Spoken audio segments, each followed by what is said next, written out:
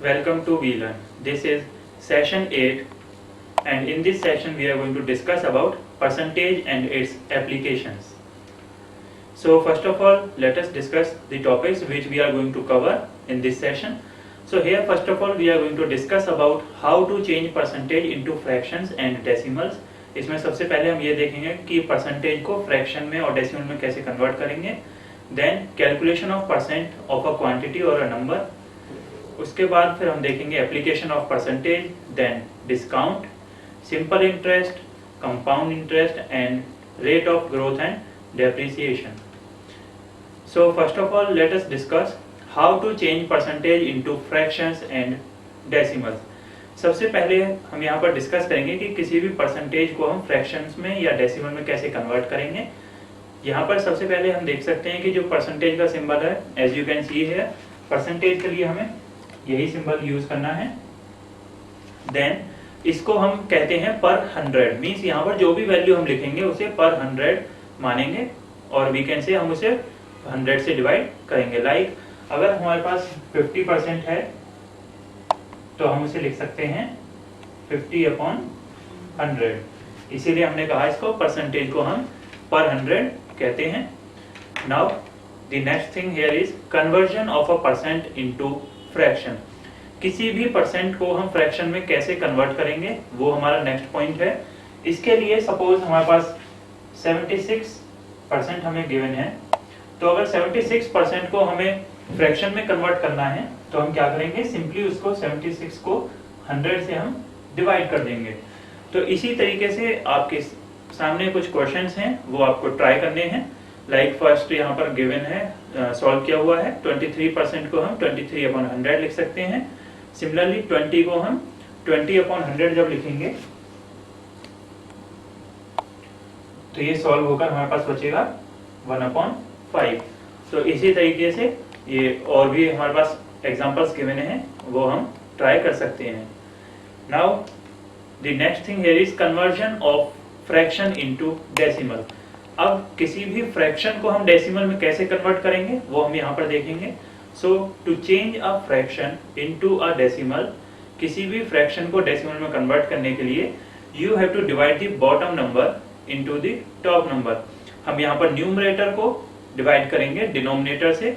Suppose यहाँ पर मैंने सपोज लिखा है 4/5, तो ये हमारा न्यूमरेटर होता है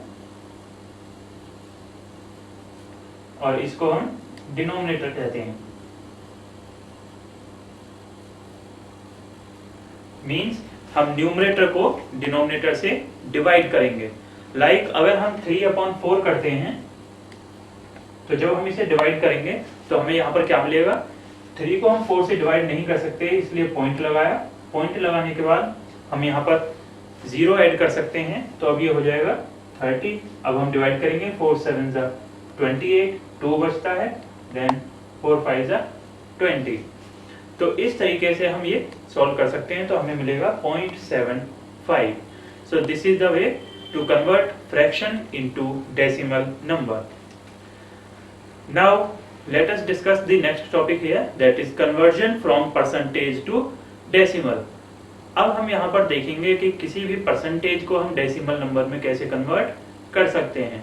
सो to change a percentage into a decimal we always divide by 100. किसी भी परसेंटेज को डेसिमल में कन्वर्ट करने के लिए हम 100 से डिवाइड करते हैं. लाइक अगर हमारे पास 35% गिवन है तो इस 35% को हमें कन्वर्ट करना है डेसिमल में, तो हम कैसे करेंगे, सिंपली हम इसको डिवाइड बाय 100 कर देंगे. So it will be 35 divided by 100. इस तरीके से ये फ्रैक्शन में कन्वर्ट हो गया. अब फ्रैक्शन में कन्वर्ट करने के बाद हम जब इसे 100 से डिवाइड करेंगे तो हमें मिलेगा 0.35. तो ये यहाँ पर हमारा आंसर है. तो इस तरीके से हम इजीली कन्वर्जन कर सकते हैं परसेंटेज का डेसिमल में. Now here is another example. So here we have Shweta obtained 18 marks in a test of 25 marks. So what was her percentage of marks? तो अब हमें ये कैलकुलेट करना है कि यहाँ पर उसकी परसेंटेज कितनी होगी। सो टोटल मार्क्स हमें गिवन है 25 और मार्क्स ऑब्टेन हमें यहाँ पर गिवन है 18।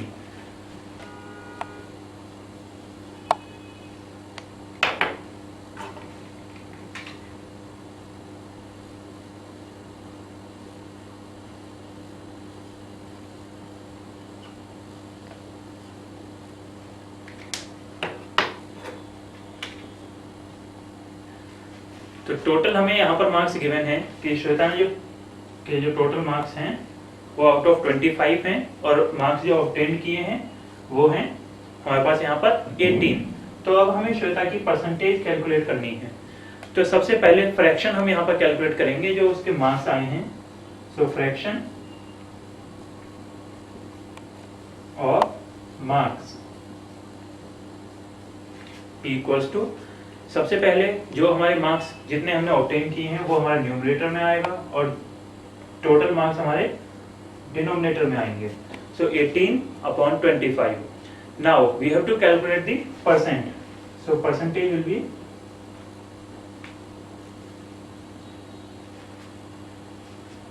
so here the percentage will be 18/25 means जो हमने मार्क्स सिक्योर किए हैं और जितने में से भी सिक्योर किए हैं वो हम यहाँ पर लिखेंगे।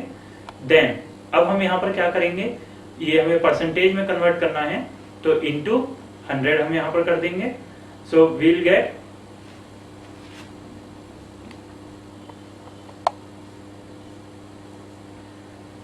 so 18 into 4,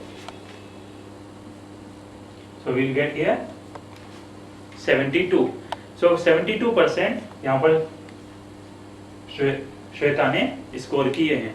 सो इस टाइप से हम इजीली परसेंटेज कैलकुलेट कर सकते हैं जब हमें मार्क्स ऑब्टेन्ड गिवन हो और टोटल मार्क्स गिवन हो।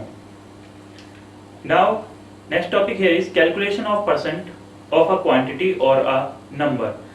सो इसके लिए सबसे पहले हमें क्या करना होता है, we first change the percent to a fraction और a decimal and then multiply it with the number और द क्वांटिटी। सबसे पहले हम जो परसेंटेज है उसको फ्रैक्शन में कन्वर्ट करेंगे या फिर डेसिमल में कन्वर्ट करेंगे और फिर उसको मल्टीप्लाई करेंगे हम किसी भी नंबर से।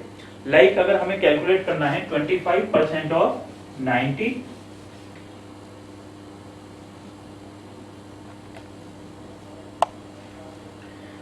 25% हमें यहाँ पर कैलकुलेट करना है किसका, 90 का। सो 25% ऑफ 90 कैलकुलेट करने के लिए हम सबसे पहले क्या करेंगे, 25/100 हमने किया, फ्रैक्शन में कन्वर्ट किया इसको और जितने के साथ करना है उतने के साथ मल्टीप्लाई किया। तो इस तरीके से हम अब इसे सॉल्व कर सकते हैं। यहाँ से हमें मिलेगा 22.5। तो इस तरीके से हम किसी भी नंबर का पर्टिकुलर परसेंटेज फैक्टर कैलकुलेट कर सकते हैं। Like here is another example, 25/100 into हमने 90 किया। इसी को हम दूसरे तरीके से अगर सॉल्व करें तो हम फ्रैक्शन को पहले कैलकुलेट करके और तब भी लिख सकते हैं। लाइक अगर हम 25% ऑफ 90 करते हैं तो सबसे पहले हमने क्या किया, 25/100 इंटू 90, 25/100 करेंगे तो 0.25 हमें मिला और इसको फिर हम 90 से मल्टीप्लाई करेंगे। तो अब इसको मल्टीप्लाई करने के बाद हमें मिलेगा यहाँ पर 22.5। तो आप डायरेक्टली भी ये आंसर लिख सकते हैं या फिर स्टेप बाय स्टेप भी कैलकुलेट करके शो कर सकते हैं। इसी टाइप से जब हम 60% करेंगे 120 का तो हमें मिलेगा 0.60 into 120 that is 72। Similarly 120% of 80 kg, जब भी हम 120 को डिवाइड करेंगे 100 से तो हमें मिलेगा 1.20। उसके बाद उसे हम मल्टीप्लाई करेंगे 80 से तो हमें मिला 96 kg। So this is the way to calculate percent of a quantity और a number. Now let us discuss the application of percentage. अब परसेंटेज की कहाँ पर हमें जरूरत पड़ती है वो हम यहाँ पर देखेंगे। उसमें जो मोस्ट इंपॉर्टेंट पॉइंट आता है हमारा वो है profit and loss. Profit and loss को डिस्कस करने से पहले हमें पता होना चाहिए कॉस्ट प्राइस क्या होता है और सेलिंग प्राइस क्या होता है। So first of all here we are going to discuss cost price. तो कॉस्ट प्राइस बेसिकली हमारा वो प्राइस होता है जिस पर हम किसी भी आर्टिकल को, आइटम को परचेज करते हैं। So the price at which an article is purchased is called its cost price. Similarly जब हम सेलिंग प्राइस की बात करते हैं, so the price at which an article is sold is called the selling price. जिस price पर हम किसी भी आइटम को सेल करते हैं वो सेलिंग प्राइस होता है। Now we are going to discuss the profit and loss. अब हम यहाँ पर प्रॉफिट और लॉस को डिस्कस करेंगे। तो प्रॉफिट कब होगा, उसके लिए हमारे पास यहाँ पर एक कंडीशन होती है। जो सेलिंग प्राइस है अगर वो ग्रेटर देन होता है कॉस्ट प्राइस से, तो हम कहेंगे कि हमें प्रॉफिट हुआ है। इसके लिए हम प्रॉफिट के लिए फॉर्मूला यूज करते हैं, profit equals to selling price minus cost price.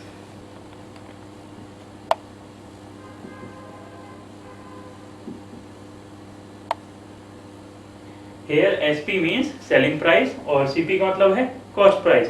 तो जब भी हम सेलिंग प्राइस से कॉस्ट प्राइस को सब्ट्रैक्ट करेंगे तो हमें मिलेगा यहाँ पर प्रॉफिट।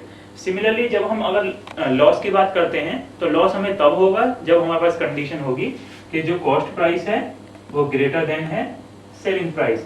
बट यहाँ पर क्या कंडीशन थी, सेलिंग प्राइस ग्रेटर था कॉस्ट प्राइस से। अब यहाँ पर हम क्या चेक करेंगे, लॉस के लिए हम यहाँ पर चेक करेंगे कि क्या कंडीशन हो सकती है। तो लॉस के लिए हमें क्या करना होता है, एज सीपी इज ग्रेटर, तो सीपी से हम माइनस करेंगे एसपी को, तो cost price minus selling price. ये तरीका होता है लॉस कैलकुलेट करने का। Now here are some other conditions for profit percent and loss percent. हमने प्रॉफिट चेक किया कैसे कैलकुलेट करना है और लॉस भी चेक किया। अब उसके लिए हमारे पास और भी फॉर्मूले हैं कि हम परसेंटेज कैसे कैलकुलेट कर सकते हैं प्रॉफिट और लॉस की।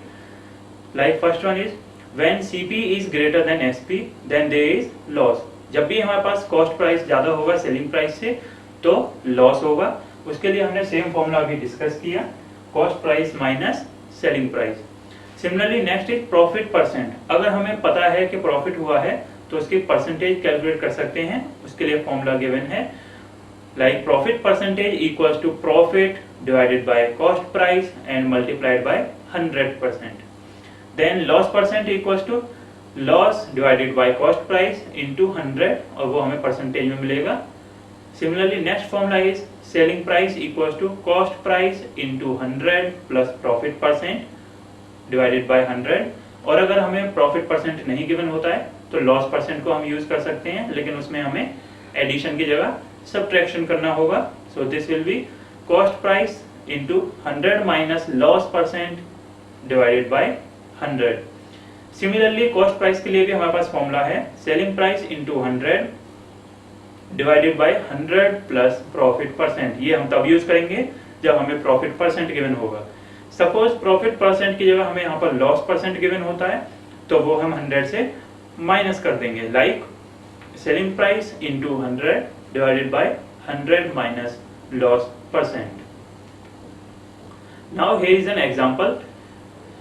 Here a shopkeeper buys an article for rupees 360 and sells it for rupees 270. So find his gain or loss percent. हमें यहाँ पर गिवन है कि शॉपकीपर है, उसने किसी भी आर्टिकल को बाय किया 360 में और सेल किया 270 में। तो अब हमें पता करना है पहले उसकी गेन होगा या लॉस होगा और उसके बाद फिर हमें उसकी परसेंटेज कैलकुलेट करनी है। तो इसके लिए सबसे पहले हमें नेसेसरी कंडीशंस नोट डाउन करनी होंगी। तो सबसे पहले हमें ये चेक करना है यहाँ पर कौन कौन सी वैल्यूज हमें गिवन है। तो हमें यहाँ पर cost price as you can see here given है 360 और जो सेलिंग प्राइस है वो हमें यहाँ पर गिवन है 270। अब हम ये चेक करेंगे कि यहाँ पर ग्रेटर कौन सा है। अब हम यहाँ पर देख सकते हैं कि जो कॉस्ट प्राइस है वो सेलिंग प्राइस से ग्रेटर है। दैट मीन्स जो यहाँ पर कॉस्ट प्राइस है अगर वो सेलिंग प्राइस से ग्रेटर होता है तो वो लॉस होता है। तो इसके लिए हम देख सकते हैं loss equals to cost price minus selling price, 360 minus 270। तो इसमें हमें 90 रुपीज का लॉस हुआ। आफ्टर दैट हम क्या करेंगे, यहाँ पर लॉस हमें पता चल गया कि लॉस हुआ है तो अब हम यहाँ पर लॉस परसेंटेज कैलकुलेट करेंगे। लॉस हमें गिवन है हमने कैलकुलेट किया अभी 90, तो उसके लिए अब हमें परसेंटेज कैलकुलेट करना है। लॉस परसेंट के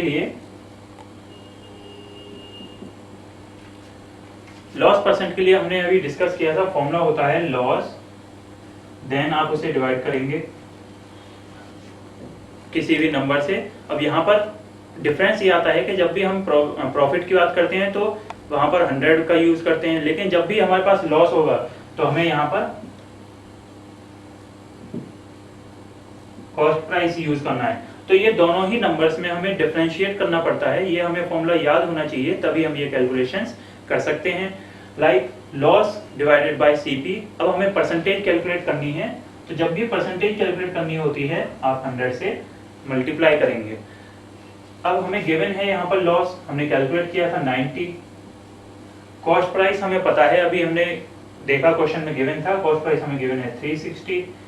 परसेंटेज में हमें चाहिए इसलिए मल्टीप्लाई किया 100 से।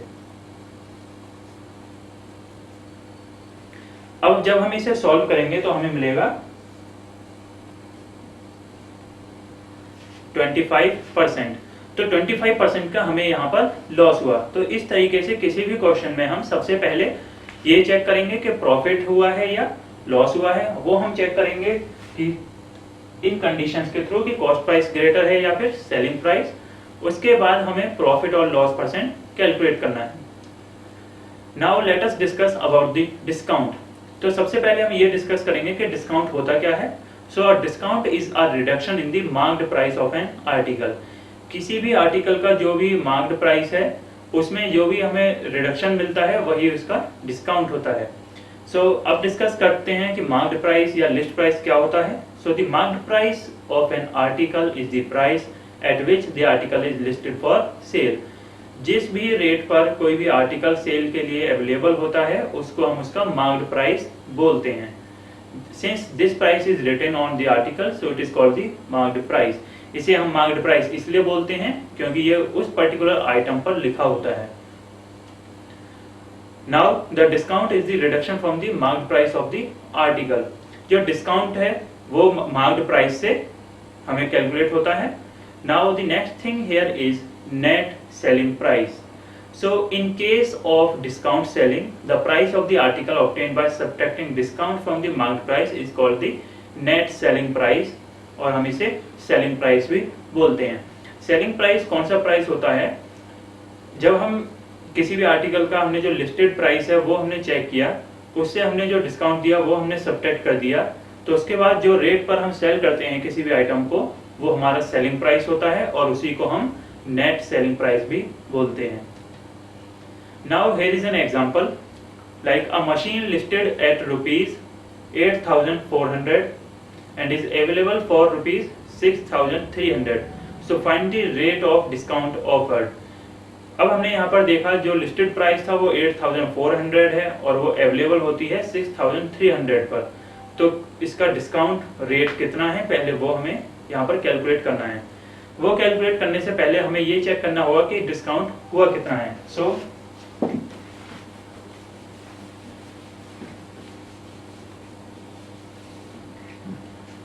सबसे पहले हमें यहाँ पर वो नोट डाउन करना है जो हमें क्वेश्चन में गिवन है। तो हमें क्वेश्चन में मार्क्ड प्राइस गिवन है, हमने यहाँ पर देखा जो हमारा मार्क्ड प्राइस है वो मशीन का वो 8,400। देन जो नेट सेलिंग प्राइस है वो हमारे पास है यहाँ पर 6,300। अब हम यहाँ पर चेक करेंगे कि कितना डिस्काउंट हमें यहाँ पर ऑफर हुआ है। सो डिस्काउंट के लिए 8,400 से हमने 6,300 को सब्ट्रैक्ट किया, तो यहां से हमें मिलेगा 2,100। अब ये हमारा डिस्काउंट तो हमने कैलकुलेट कर लिया। उसके लिए अब हमें क्या करना है, उसके बाद डिस्काउंट परसेंटेज कैलकुलेट करनी है। तो डिस्काउंट परसेंट के लिए सबसे पहले हमें ये लिखना है कि इसके लिए ओवरऑल हमें कितना डिस्काउंट यहाँ पर मिला है। तो हमें डिस्काउंट मिला है 2,100 का। अब जो डिस्काउंट हमें मिलता है वो हमारे मार्क्ड प्राइस पर मिलता है। तो मार्क्ड प्राइस हमें यहाँ पर गिवन है 8,400। अब यहाँ से हमें परसेंटेज में इसको कन्वर्ट करना है, हमने अभी डिस्कस किया था। परसेंटेज में कन्वर्ट करने के लिए मल्टीप्लाई बाय 100 करेंगे। अब इसे अगर हम सॉल्व करते हैं तो हमें मिलेगा यहाँ पर 25%।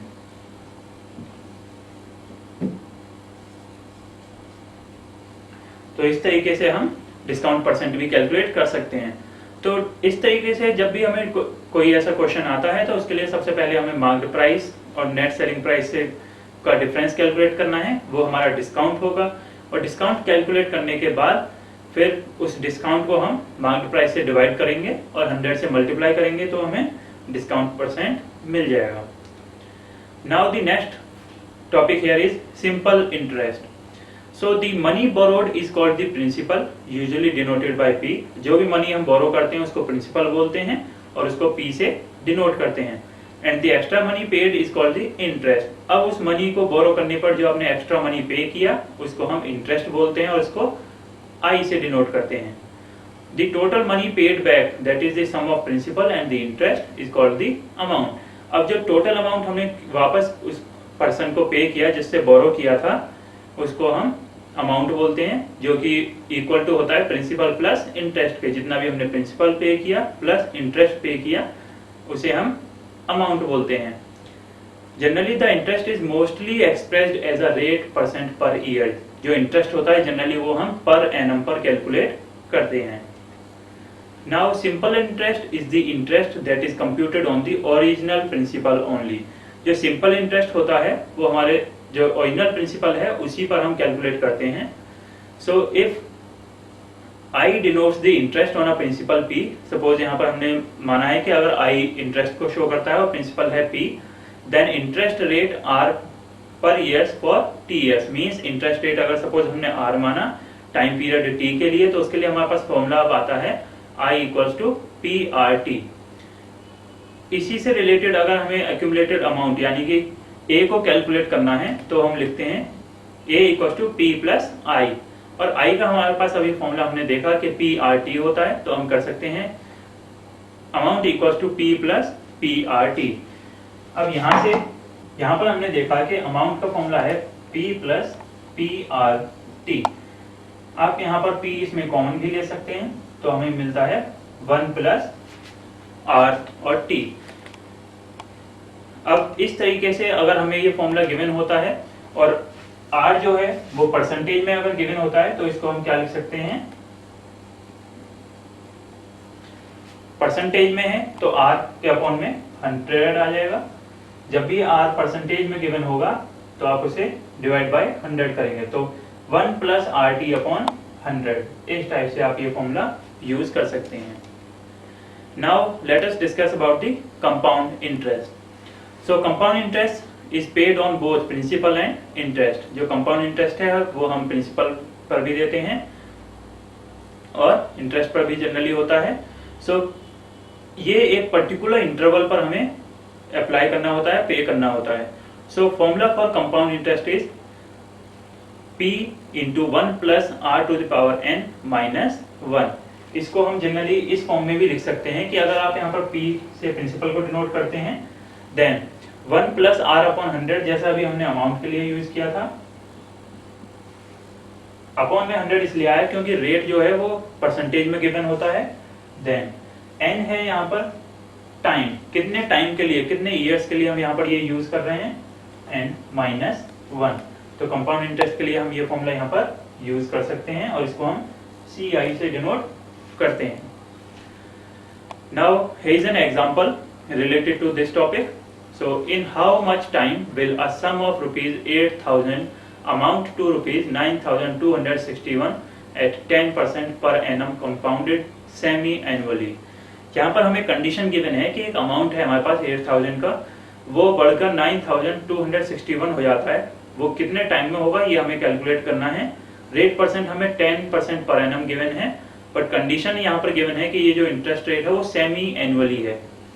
तो अब सबसे पहले हमें ये पॉइंट्स नोट डाउन करने हैं, जो भी कंडीशंस यहाँ पर हमें गिवन है या जो भी वैल्यूज हमें गिवन है। लाइक सबसे पहले हम क्वेश्चन को अगर देखें तो यहाँ पर A हमें गिवन है ए की वैल्यू हमें यहाँ पर गिवन है कि 8000 से बढ़कर 9261 है, तो जो वैल्यू लास्ट में हमें रिसीव हो रही है वो हमारा अमाउंट है। देन प्रिंसिपल है यहाँ पर 8000। अब प्रिंसिपल के बाद यहाँ पर रेट हमें चेक करना है कितना है। देन रेट हमें गिवन है 10%।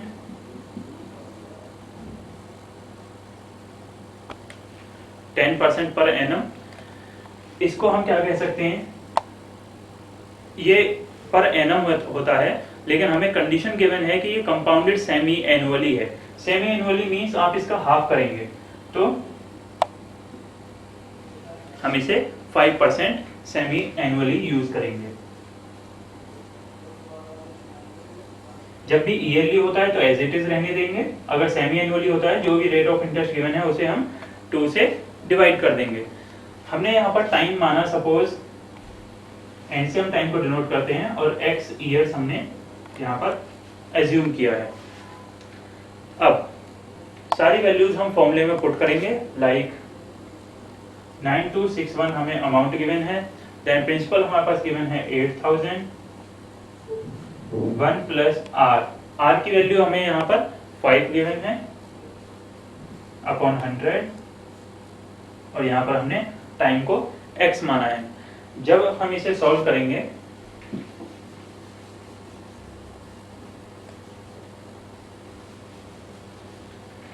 अब अगर हम इस इक्वेशन को सॉल्व करते हैं तो इसमें हमें क्या मिलेगा, 9261 डिवाइडेड बाय 8000। देन अगर 1 प्लस 5 अपॉन 100 को हम सॉल्व करते हैं तो इसमें हमें मिलता है x एज इट इज रहेगा, क्योंकि अभी x का हमें टाइम ड्यूरेशन यहाँ पर अभी हमने कैलकुलेट नहीं किया है, तो हम इसको क्या लिखेंगे 21 अपॉन 20। जब हम इसे सॉल्व करेंगे हमें मिलेगा 21 अपॉन 20, और x हम एज इट इज रहने देंगे। अब जो हमारे पास लेफ्ट हैंड साइड में इक्वेशन है, हमें उसे राइट हैंड साइड के जैसे ही हमें कन्वर्ट करना है, उसी फॉर्मेट में हमें लेकर आना है, उसी फॉर्म में कन्वर्ट करना है। तो उसके लिए अब हम क्या करेंगे, ये चेक करेंगे 9261 किसी नंबर का स्क्वायर क्यूब होता है या नहीं होता है। देन हम और भी पावर्स इसकी चेक कर सकते हैं। तो हमें पता है कि अगर 21 का हम क्यूब करते हैं तो हमें 9261 मिलेगा। सिमिलरली अगर 20 का क्यूब करते हैं तो 8000 मिलेगा। देन अब यहां पर देखें, दोनों ही साइड न्यूमरेटर और डिनोमिनेटर सेम है, तो हमने यहाँ पर कंपैरिजन किया, ये दोनों वैल्यू सेम है, तो हम पावर्स भी कंपेयर कर सकते हैं। हमने यहाँ पर चेक किया x और 3, तो x की वैल्यू हम 3 मान सकते हैं। तो 3 सेमी ईयर्स हैं, ये मींस 3 हाफ ईयर्स आप यहाँ पर लेंगे, क्योंकि हमने हाफ ईयरली लिया था interest.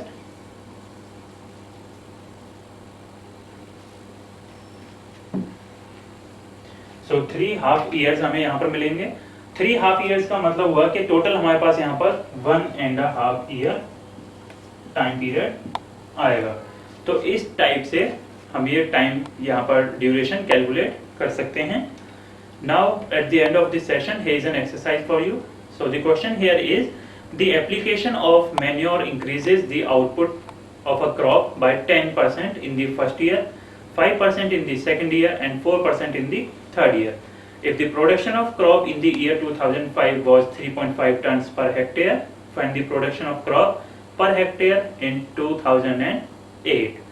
Now the next question here is, the virus of a culture decreases at the rate of 4% per hour due to medicine. So if the virus count in the culture at 9 am was 3.5 into 108, find the virus count at 11 am on the same day. So this is the end of today's session. Thank you.